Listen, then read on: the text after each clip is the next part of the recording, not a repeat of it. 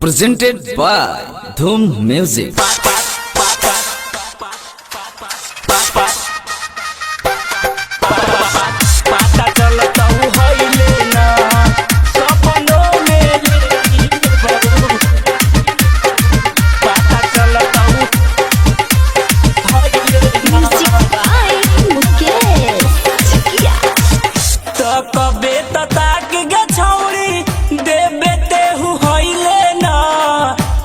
कबे तताक गे छौड़ी देबे तेहू हईले ना सपनों में ले इले बहू पता चलतऊ हईले ना सपनों में ले इले बहू पता चलतऊ हईले ना तो कबे तताक गे छौड़ी देबे तेहू हईले ना तो कबे तताक गे छौड़ी देबे तेहू हईले सपनों में ले इले बहू पता चलतऊ हईले ना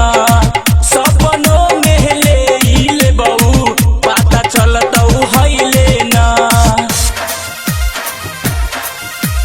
डीजे मुकेश चकिया पता चलतऊ हईले ना सपनों में ले इले बहू गहीर रे गहीर तेहू ढोरिया देखावेली कहियो त हमारा रे हाथ में न आवेली गहीर रे गहीर तेहू ढोरिया देखावेली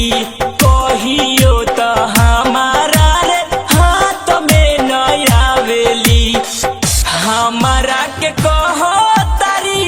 हमारा के कहो तारी कहियो ते सइयो ना सपनों में ले इले बहू पता चलतऊ हईले ना सपनों में ले इले बहू पता चलतऊ हईले ना। डीजे मुकेश चकिया पता चलतऊ हईले ना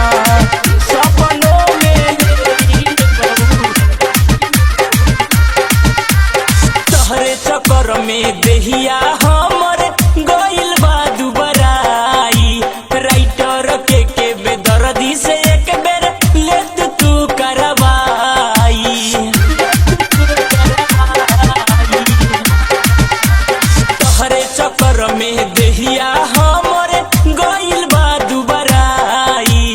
राइटर के बेदर्दी से एक बेर लेत तू करवाई राजा बाबू पर से कहियो धरवैले ना सपनों में ले इले बहू पता चलतऊ हईले ना सपनों में ले इले बहू पता चलतऊ हईले ना तो कबे तताक गे छौड़ी देबे तेहू हईले ना तो कबे तताक गे छौड़ी देबे तेहू हईले ना सपनों में ले इले बहू पता चलतऊ हईले ना सपनों में ले इले बहू पता चलतऊ हईले ना। Recording Studio Dhoom Music, Kataria Bazaar।